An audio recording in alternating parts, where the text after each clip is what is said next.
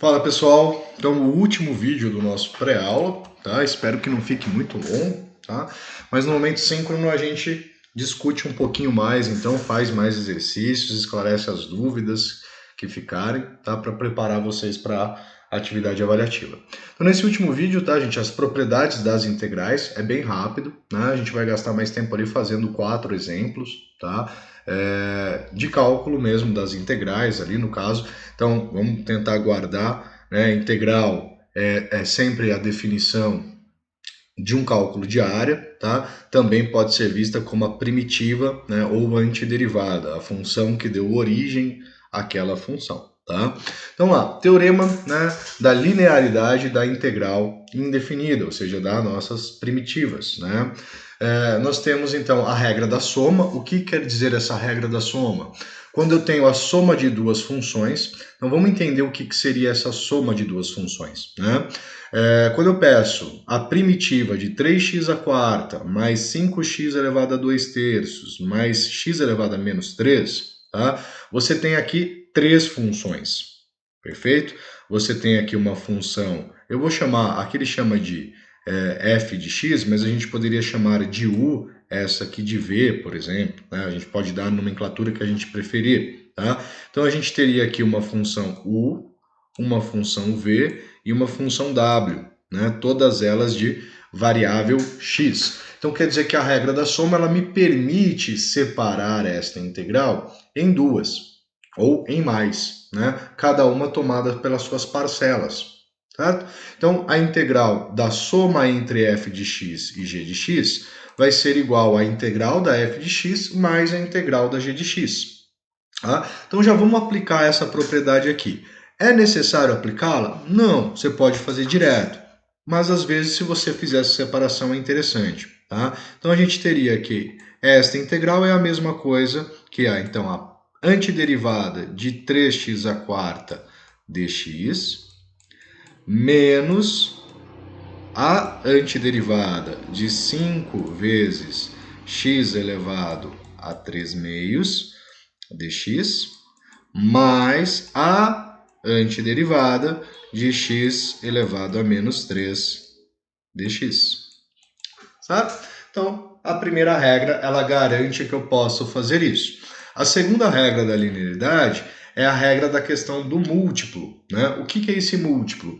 Às vezes a minha função ela está acompanhada de um coeficiente c, que está multiplicando essa função, tá? E eu posso, então, tomar esse coeficiente, tá? E colocá-lo fora da integral. Na verdade, isso quer dizer que eu posso fazer o coeficiente vezes a primitiva ou o antiderivado daquela função. Por que eu posso fazer isso? Porque nesse caso aqui, 3x à quarta, eu estou indicando que eu estou tomando o x à quarta 3 vezes. Né? Esse 5 indica que eu estou tomando o x elevado a 2 terços 5 vezes. Né? E aqui eu estou tomando uma vez o x elevado a menos 3. Tá? Então quer dizer que eu posso considerar que é 3 vezes, tá? Posso considerar aqui então que é 3 vezes a antiderivada de x à quarta menos 5 vezes a antiderivada... Nossa, o mouse deu uma bugada violenta. Tá? 5 vezes a primitiva ou antiderivada de x elevado a 2 terços dx, mais, aqui é um só, então a primitiva de x elevado a menos 3 dx. Tá? Então essas duas propriedades me garantem que eu posso fazer isso. Tá? Mas o mais importante, eles me garantem que eu posso calcular as primitivas separadamente, tá? E que se existe um coeficiente multiplicando a minha função, esse coeficiente permanece. Eu vou fazer apenas a antiderivada da função de quem está com a variável. Tá? Depois eu vou aplicar essa regra de forma rápida nos demais exemplos. Tá? Então nós temos aqui 3 vezes. Quem é a primitiva então de x à quinta? Né? É x, de x à quarta. É x à quinta sobre 5. Tá? Menos 5 vezes. Quem é a primitiva de x elevado a 2 terços? Vai ser x elevado, soma 1, então pela regra que eu falei, 1, né? 3 vezes 1, 3, mais 1, 5, então 5 terços, dividido por 5 terços, mais, né, a integral ou primitiva de x elevado a menos 3, que é x elevado a menos 2, dividido então por menos 2, mais a constante, né, no caso da primitiva. Posso reescrever a expressão então como 3/5 de x elevado à quinta, tá? A segunda vai ficar menos 5x elevado a 5 terços. Né? Mantenho a primeira, multiplico pelo inverso da segunda, é 5 terços, vai ficar 5, é 3/5. Já posso simplificar esse 5 com esse 5. Tá? Aqui é positivo e negativo, então vai gerar um termo negativo. Então, menos x elevado a menos 2 sobre 2, tá? Mais a constante. Tá? Resultando, então, em, só organizando, 3/5 de x elevado à quinta, tá? Menos 3, né? O 3 que sobrou aqui, vezes x elevado a 5 terços, menos x elevado a menos 2 sobre 2, mais a constante. Tá? Vamos fazer mais alguns exemplos. Calcule as primitivas antiderivadas das funções a seguir. Tá? Então a gente tem a f de x igual a 4x à sétima menos 3 cosseno de x. Tá? Então a nossa primitiva ela vai ser dada pela integral de 4x à sétima menos 3 cosseno de x dx. Tá? Poderia então separá-las em integrais ou fazer de forma direta. O que é fazer de forma direta? As propriedades que a gente acabou de ver. O 4 é coeficiente, então eu mantenho o 4 vezes, faço a primitiva de x à sétima. X à sétima é potência, então vai ficar x à oitava dividido por 8. Né? O 3, ele aqui eu tenho uma separação entre duas funções, né, com negativo, então menos. O 3 é coeficiente, então coloco 3 vezes, qual é a primitiva do cosseno? É o seno, então menos 3 seno de x mais a constante. Tá? O que dá para fazer? Posso simplificar o 4 com o 8, aqui sobra 2, então a gente fica com x elevado à oitava sobre 2, menos 3 vezes o seno de x mais a constante. Tá? Vamos fazer mais um. Vou mudar a cor aqui.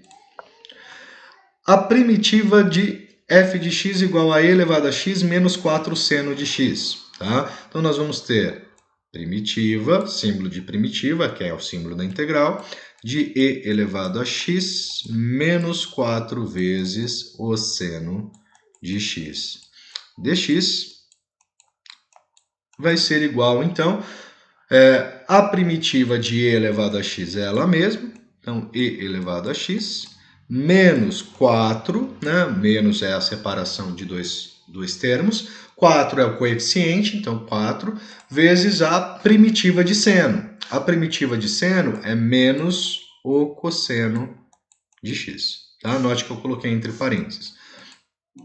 Mais constante. Né? Então, menos 4 vezes menos cosseno vai dar mais 4 cosseno. Tá? Então, a gente vai ter e elevado a x mais 4 vezes o cosseno de x mais a constante.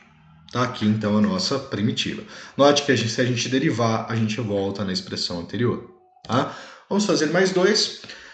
A primitiva, então, de 2 cosseno x menos 9 seno x. Tá? Vai ser a integral de 2 cosseno x menos 9 seno x dx. Eu tenho, então, um coeficiente 2, então 2 vezes a primitiva de cosseno, ela é seno, tá? Menos 9, que é o coeficiente da nossa segunda função, e a primitiva do seno é menos o cosseno. Então, note que eu coloquei entre parênteses, aqui mais a constante, né? Para fazer o jogo do sinal. Então, a gente vai ter aqui 2 seno de x mais 9 cosseno de x mais a constante. Tá? E a última é a integral de 2x elevado à quarta, ou seja, potência, menos 24x ao quadrado, potência, né? Mais 12 vezes x elevado a menos 1. Opa, x elevado a menos 1 é o caso especial lá do ln, né? Temos que tomar cuidado.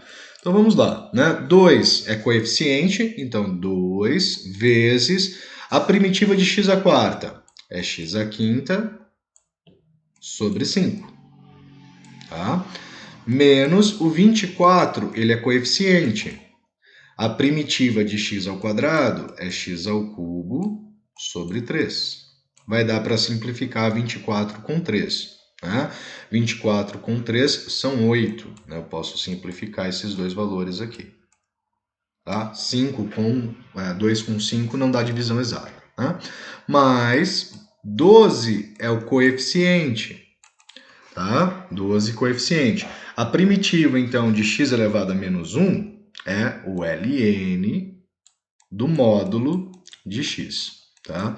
Mais a constante. Então, a nossa primitiva vai ser dada por 2 quintos, que multiplica x elevado à quinta, menos 8 vezes x ao cubo, mais 12 vezes o ln do módulo de x mais a constante. Tá? Lembrando que você sempre pode tirar a prova real, né, da sua primitiva aplicando a derivada. Né? Então, derivada de 2 seno, né, vai ficar 2, derivada do seno é o cosseno, derivada do cosseno é menos o seno. Então, você teria aqui, derivando essa expressão, 2 cosseno de x menos 9 seno de x, e a derivada da constante é zero. Então, se ela retorna para o valor que você tinha, quer dizer que a sua integral, a sua antiderivada, a sua primitiva, ela está correta. Né? Aqui também eu poderia aplicar, né? Derivando x à quinta, cai o 5, simplifica com o 5, fica 2x à quarta, bateu. Né?